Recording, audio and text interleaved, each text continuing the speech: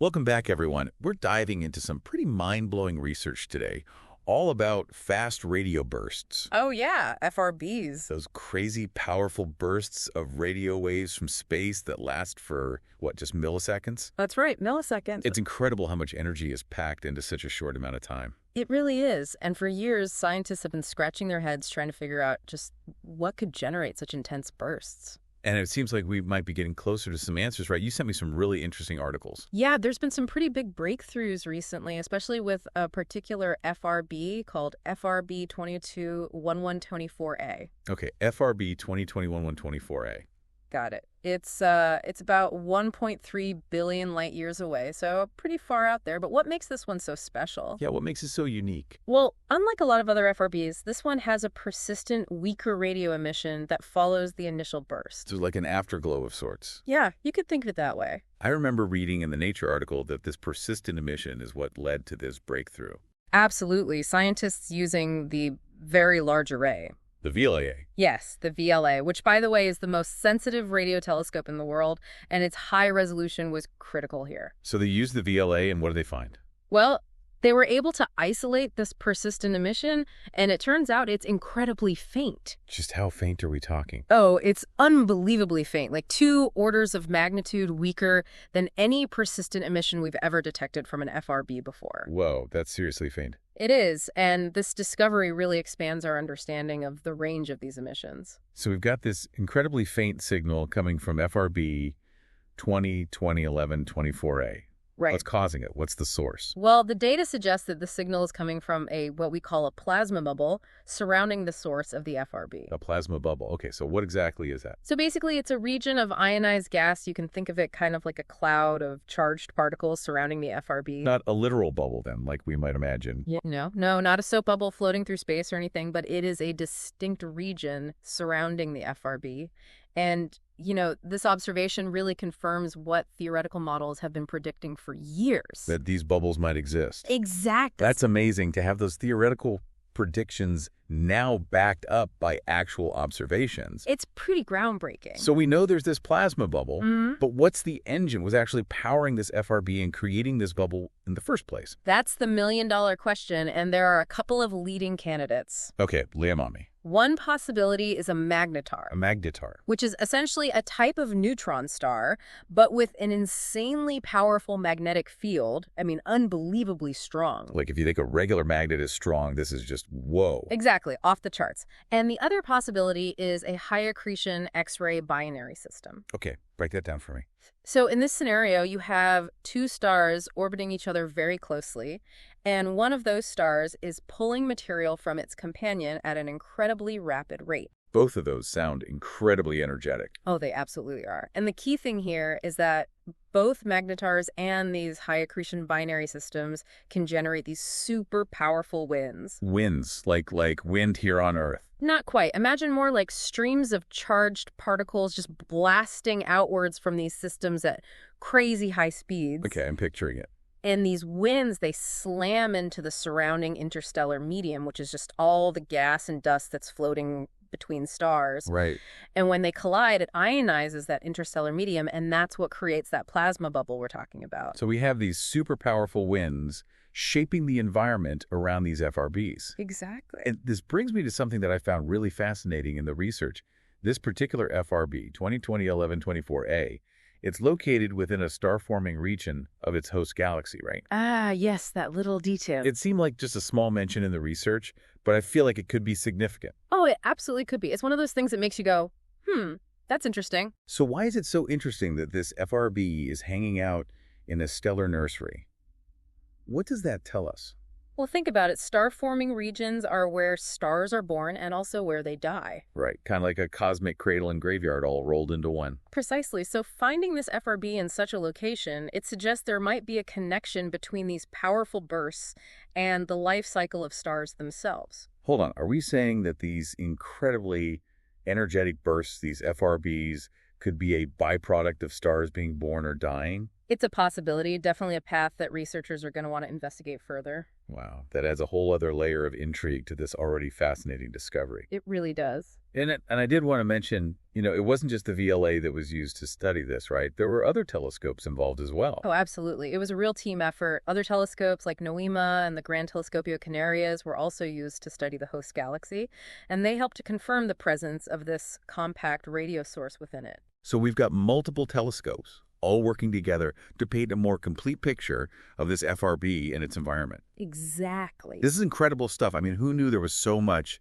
to uncover about these fleeting bursts of energy from billions of light years away? It's mind-blowing, isn't it? And we're just scratching the surface. And the thing is, we can detect something this faint. It really highlights the advancements in our observational capabilities. Absolutely. It's like opening up a whole new window into the environment around these FRBs. Yeah, and I think that's so cool. But I also wonder, what does this actually mean for us here on Earth? That's a great question. And it's something that, scientists are always thinking about. Yeah. On a fundamental level. By understanding FRBs, we're really pushing the boundaries of our knowledge about the universe and how it all works. Pushing the boundaries of physics, basically. Exactly. These events, they challenge our existing theories. They force us to re-examine what we think we know. So the more we learn about these seemingly distant and extreme events, the more we understand the fundamental laws that govern everything around us. Exactly. And who knows what practical applications might emerge from this knowledge down the line. That's always the hope. Yeah, I mean, history has shown that even the most seemingly abstract scientific discoveries can lead to unexpected technological advances. Right, like things that benefit humanity in countless ways. Exactly. That makes sense. So even though we're still in the early stages of understanding FRBs, there's huge potential for future applications. Huge potential. Applications we can't even imagine yet. Absolutely, but let's get back to the FRBs themselves for a moment. Yeah. This research is the first to really provide concrete observational evidence for these plasma bubbles around FRBs, and it's a major leap forward in understanding where these powerful events occur and what's happening in their immediate vicinity. Right, like earlier we were talking about how the interstellar medium, all that gas and dust between stars gets ionized and creates that plasma bubble. So it's not just a random burst of energy in empty space. No. There's this dynamic structure surrounding it. And that has to be influencing how the energy is released and travels. Yeah, exactly. And this faint signal, it gives us a kind of fingerprint. A fingerprint? Yeah, offering clues about both the engine that's driving the FRB and the properties of the bubble itself. That's really cool. So the more we learn about the characteristics of this bubble, the closer we get to understanding the bigger picture. Exactly. It sounds like this is just the tip of the iceberg, though, right? Oh, absolutely. And like any good scientific discovery, it answers some questions, but it raises a whole bunch of new ones. Okay, so let's dive into those then. What are some of the big mysteries that still remain about FRBs? Well, for starters, even though we've narrowed down the potential engine to a magnetar or a binary system, we still don't know the exact mechanisms involved in actually generating those bursts. Like, how do they create such incredibly energetic events?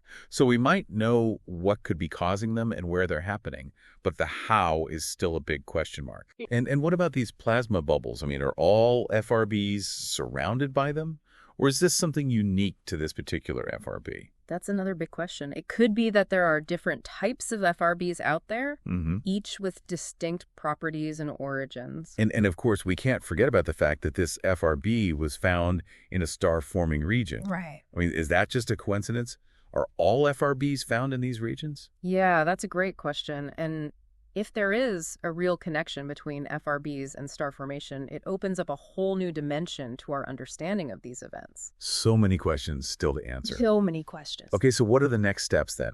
What do we need to do to start unraveling these mysteries? Well, as we touched on earlier, one of the most important things is to observe more FRBs. More data. More data, especially those with these persistent radio emissions, because with a larger sample size, we can start to identify patterns. We can look for variations that might give us clues about their origins and their evolution. So more telescopes, more observation time. It's all about building that body of evidence. It is. And along with that, we also need to continue developing even more sensitive instruments and more sophisticated analytical techniques. Right, to really squeeze every bit of information we can out of these incredibly faint signals. Yeah, because if this faint emission is any indication, there might be even weaker signals out there just waiting to be detected. Wow. Signals that could hold the key to unlocking even more secrets about FRBs. That's incredible to think about. It sounds like the quest to understand FRBs is a long-term project. It is definitely a long game. But it sounds pretty amazing to be a part of. Oh, absolutely. It's incredibly exciting, and I believe it's going to continue to yield fascinating discoveries for many years to come. I'm certainly looking forward to seeing what comes next. I mean, it's amazing to think how much progress has already been made. It is. Just a few years ago, we didn't even know these plasma bubbles existed, and now we're starting to understand their significance. It's true, and that's what makes science so captivating. Yeah. It's this constantly evolving process of discovery where each new finding brings us closer to a deeper understanding of the universe. And our place in it. Exactly. I love that. I think that's a great sentiment as we move into the final part of our deep dive. We've covered some seriously cool stuff about fast radio bursts, but I think it's important to remember that this new research with FRB 2020-11-1124A, it's just one piece of a much larger puzzle. Right. It's easy to get swept up in the excitement of a new discovery. Yeah. But we have to remember that science is a process. This research is based on observations of a single FRB with these unique characteristics. So we can't assume that all FRBs behave in the same way. Exactly. We can't generalize these findings to every FRB across the universe. Yeah. There's a possibility that there are multiple types of FRBs out there. With different origins, different characteristics. Absolutely. And to really determine how representative this particular FRB is of the broader population, we need more data. We need more research, more observation. More FRBs to study. Exactly. It's like that saying, one swallow doesn't make a summer. You need a bigger sample size. You need a bigger sample size to draw those broader conclusions. I like that. And even with this specific FRB, there are still so many unanswered questions. Oh, tons of them. Like, we don't even know the exact size or shape of the plasma bubble surrounding it or how long this bubble will even persist. Right. It's like we've opened a door to a room full of possibilities. We're still just figuring out what's inside. Exactly. And that's what makes this research so exciting. Yeah. It opens up a whole new avenue for exploration and discovery. So where do we go from here? What are the next steps in, unraveling the mysteries of these FRBs? Oh, as we mentioned earlier, one crucial step is to observe more FRBs, especially those with those persistent radio emissions. Mm-hmm. Because a larger sample size will allow us to identify patterns and variations that might give us clues about their origins and their evolution. And we need to look at FRBs across different galaxies, different environments, different stages of evolution. Sounds like the work of astronomers and astrophysicists is never truly done. It's true, there's always more to learn and to discover, and we also need to continue developing even more sensitive instruments. Because if this faint radio emission is any indication, there might be even weaker signals out there waiting to be detected. Wow. Signals that could hold the key to unlocking even more secrets about these enigmatic events. It's an exciting time to be studying the universe, that's for sure. Any final thoughts for our listeners who are now hopefully just as captivated by FRBs as we are? I'd just encourage everyone to stay curious, keep looking up at the night sky and wondering about the vast universe and the mysteries it holds. Beautifully said. Who knows what incredible discoveries await us just beyond the horizon. I love that, and I think that's the perfect note to end on. Thank you so much for joining us for this deep dive into fast radio bursts. We've learned about their incredible power, the intriguing plasma bubbles that surround them, and the potential link to the life and death of stars. It's a field that's constantly evolving, so stay tuned for more exciting discoveries in the years to come.